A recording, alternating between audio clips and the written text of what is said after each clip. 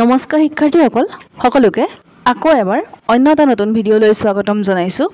আজি আমি আলোচনা কৰিম ক্লাছ 11ৰ তোমালোকৰ হাই ছেকেণ্ডাৰী ফাৰ্ষ্ট ইয়াৰৰ ইংলিছ ছাবজেক্টৰ তোমালোকৰ চেপ্টাৰ 1 তোমালোকৰ যেটো চেপ্টাৰ 1 আছে the portrait of a lady এই পাঠটোৰ সকলোবোৰ প্ৰশ্ন উত্তৰ আজি এই ভিডিঅ'ত আলোচনা কৰা হ'ব। গতিকে তোমালোকে ভিডিঅ'টো শেষলৈকে চাবা আৰু চেনেলটোত যদি প্ৰথমবাৰৰ বাবে আহিছা তেনেহ'লে চেনেলটো ছাবস্ক্ৰাইব কৰিবা, লগতে ভিডিঅ'টোত এটা লাইক কৰিবা। তোমালোকে কৰা লাইকসমূহে আমাক ভিডিঅ' বনাবলৈ উৎসাহিত কৰে। আৰু এতিয়া পলম নকৰি প্ৰশ্নসমূহ আলোচনা কৰোঁ ব'লা। তোমালোকে মোক কমেণ্ট কৰি জনাবা যে তোমালোকক এই পাঠটো বুজাই দিব লাগে নেকি, অসমীয়াত বুজাই দিব লাগে নেকি, সেইটো মোক তোমালোকে কমেণ্ট কৰি জনাবা। তোমালোকৰ কমেণ্টৰ ওপৰত ভিত্তি কৰি পেলাই যদি লাগে তেনেহ'লে মই তাৰ ওপৰত এটা ভিডিঅ' লৈ আহিম। ইয়াৰে তোমালোকৰ প্ৰথমটো প্ৰশ্ন দিছে চোৱা, what are the 3 phases of the author's relationship with his grandmother before he left country to study abort.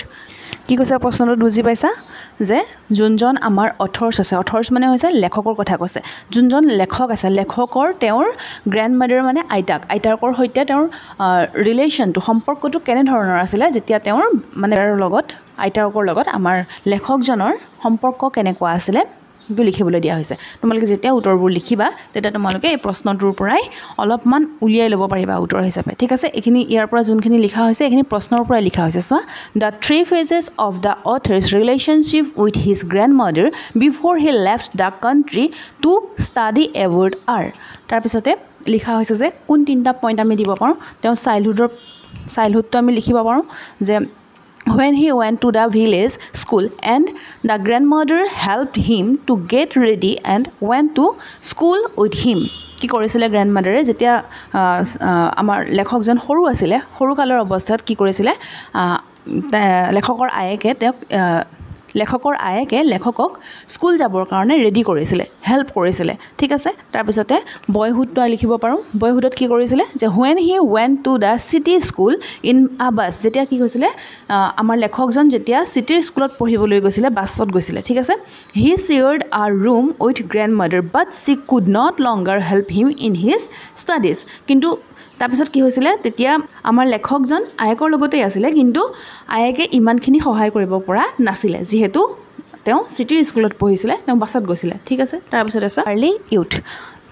ইয়াত লিখিব পৰা যে when he went to the university and was given a room of his own the common link of friendship was snapped। তাৰপিছত চোৱা কি হ'ল, যেতিয়া তেওঁ আৰ্লি ইউথ হ'ল তেতিয়া যেতিয়া তেওঁ ইউনিভাৰ্চিটিলৈ গ'ল তেতিয়া তেওঁক এটা নিজা হিচাপে ৰুম দিয়া হ'ল, ঠিক আছে। এইখিনি তোমালোকে বুজি পাইছা নিশ্চয়কৈ।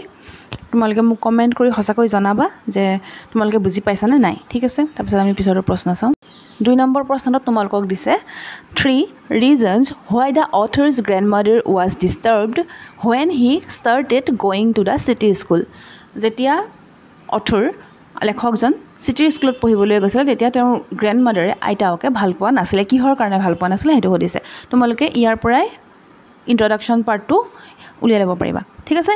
তোমালোকৰ যোনটো ইন্ট্ৰডাক্টৰী পাৰ্ট হয় প্ৰথম যোনখন আৰম্ভণি বুলি যে কওঁ সেইখন তোমালোকে প্ৰশ্নটোৰ পৰাই উলিয়াবা। এতিয়া চোৱা কেনেকৈ লিখিব লাগে, the 3 reasons why the author's grandmother was disturbed when he started going to the city school are। প্ৰথমটো কি আছিলে, she hated western science and learning। তেওঁৰ আয়েকে তাত যি ছায়েন্স পঢ়াইছিলে, বিজ্ঞান পঢ়াইছিলে, সেই বিজ্ঞান পঢ়োৱাটো তেওঁ ভাল পোৱা নাছিলে, এইটো তেওঁ পশ্চিমীয়া সংস্কৃতি বুলি ভাবিছিলে। তাৰপিছতে বি নম্বৰটো, she was pained to know that there was no teaching of the God and the scriptures there। কি কৈছিলে, তেওঁ যেতিয়া গম পাইছিলে যে তাত আমাৰ ভগৱানৰ ওপৰত আৰু আমাৰ যিখিনি কাব্য মহাকাব্য আছে সেইখিনিৰ ওপৰত যদি নপঢ়ায় বুলি যেতিয়া গম পাইছিলে সেইটো তেওঁৰ কাৰণে এটা বহুত দুখজনক কথা আছিলে। তাৰপিছতে she was allergic to music। আৰু তেওঁ মিউজিক ভাল পোৱা নাছিলে। তেওঁ ভাবিছিলে যে মিউজিক গান শিকা, গান গোৱা এইবোৰ মানে অকণমান মানে বেয়া ধৰণৰ মানুহৰ কাম বুলি তেওঁ ভাবিছিলে। সেইকাৰণে তেওঁ সেই স্কুললৈ যে অথৰ গৈছে পঢ়িবলৈ সেইটো তেওঁ ভাল পোৱা নাছিলে, ঠিক আছে। এইখিনিলৈকে বুজি পাইছা। আমি পিছৰটো প্ৰশ্ন চাওঁ। 3 নম্বৰ প্ৰশ্নটোত তোমালোকক সুধিছে 3 ways in which the author's grandmother spent her days after he grew up। ঠিক আছে।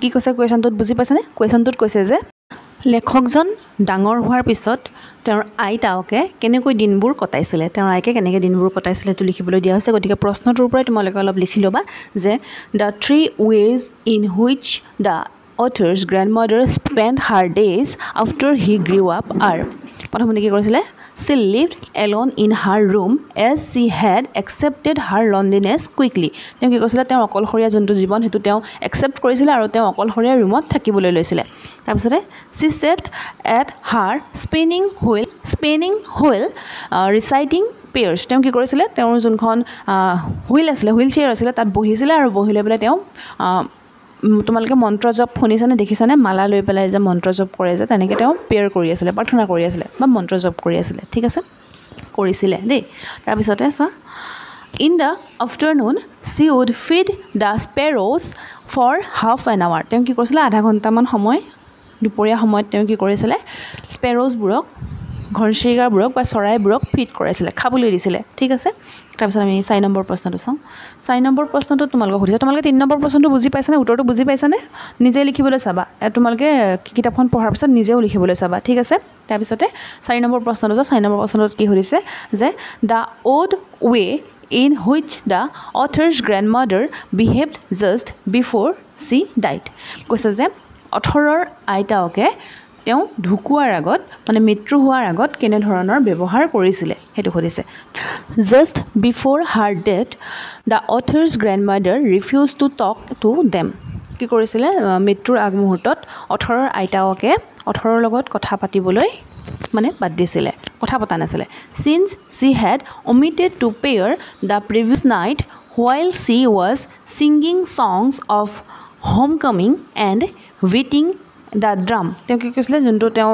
ড্ৰাম বজায় বা ঢোল বজায় যেনে ধৰণে আগদিনাখন ৰাতি প্ৰাৰ্থনা কৰিছিলে সেইবোৰ তেওঁ কৰা নাছিলে not going to waste any more time আৰু তেওঁ নিজৰ সময় নষ্ট কৰিবলৈ বিচৰা নাছিলে she ignored their protest তেওঁ কি কৰিছিলে তেওঁ যে যিবোৰ তেওঁক লৈ কৰি আছিলে বা তেওঁক লৈ কৈ আছিলে সেইবোৰ তেওঁ ইগনোৰ কৰিছিলে she lay peacefully in bed praying and telling bits তেওঁ কি কৰিছিলে তেওঁ ধুনীয়াকৈ নিজৰ বিছনাত শুইছিলে আৰু তেওঁ প্ৰাৰ্থনা কৰিছিলে আৰু মালা জপ কৰিছিলে ঠিক আছে বুজি পাইছা এখিনি নিশ্চয় আমি পিছৰটো প্ৰশ্ন চাওঁ সোৱা তোমালোকে প্ৰনাউন্সিয়েচন কোনোবা ক্ষেত্ৰত কিবা এটা ভুল হ'ব পাৰে যেহেতু আসামিজ মিডিয়ামৰে হয় ময়ো গতিকে তোমালোকে প্ৰনাউন্সিয়েচন ভুলটো নধৰিবা তোমালোকে জাস্ট এখিনি চাবলৈ চেষ্টা কৰা এখিনি উত্তৰখিনি বুজিবলৈ চেষ্টা কৰা তোমালোকে নিজৰ ববিয়াকৈ লিখিবলৈ চেষ্টা কৰা মোৰ উদ্দেশ্য হৈছে তোমালোকক অকণমান সহায় কৰা ঠিক আছে আমি পিছৰটো প্ৰশ্ন চাওঁ 4 নম্বৰ প্ৰশ্নলৈকে তোমালোকে নিশ্চয়কৈ বুজি পাইছা এতিয়া আমি 5 নম্বৰ প্ৰশ্নটো চাওঁ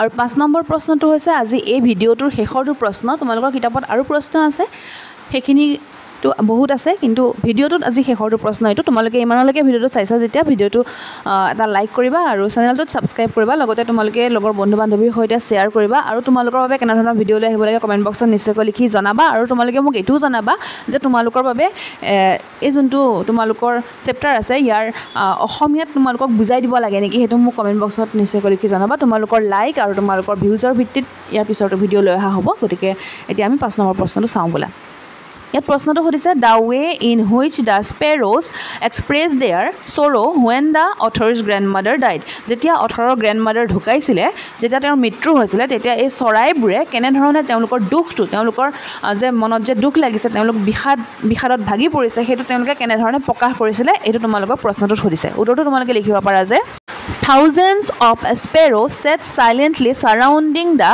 dead body of the author's grandmother. অথৰৰ গ্ৰেণ্ডমাদাৰৰ কাষত চৰাইবোৰ বহি আছিল silently মনে মনে there was no chirping তেওঁলোকে চিঞৰ বাখৰ কৰা নাছিল এনে চৰাই কেনেকৈ থাকে হেদিনাখন কিন্তু চৰাই একো মাত মতা নাছিল the author's mother threw some crumbs of bread to them অথৰৰ মাকে কি কৰিছিল সেই চৰাইবোৰক ৰুটিৰ বা ব্ৰেডৰ অলপমান টুকুৰা দিছিল They took no notice of them. কিন্তু সেই চৰাইবোৰে সেই ব্ৰেডৰ টুকুৰাবোৰ নটিচ কৰা নাছিল সেই ব্ৰেডৰ টুকুৰাবোৰলৈ সোৱাই নাছিল বুজি পাইছা As soon as the grandmother's crops was carried off they flew away quickly আৰু যেতিয়া গ্ৰেণ্ডমাদাৰৰ মৃতদেহটো লৈ যোৱা হ'ল তেতিয়া কি হ'ল চৰাইবোৰ লাহেকৈ উৰি গুচি গ'ল লগে লগে উৰি পেলাই গুচি গ'ল Thus the sparrows express their sorrow আৰু এনে ধৰণে সেই চৰাইবোৰে তেওঁলোকৰ দুখটো প্ৰকাশ কৰিছে ঠিক আছে ভিডিঅ'ৰ ইমানতে শেষ হৈছে আৰু তোমালোকে ভিডিঅ'টো শেষলৈকে চোৱাৰ বাবে বহুত বহুত ধন্যবাদ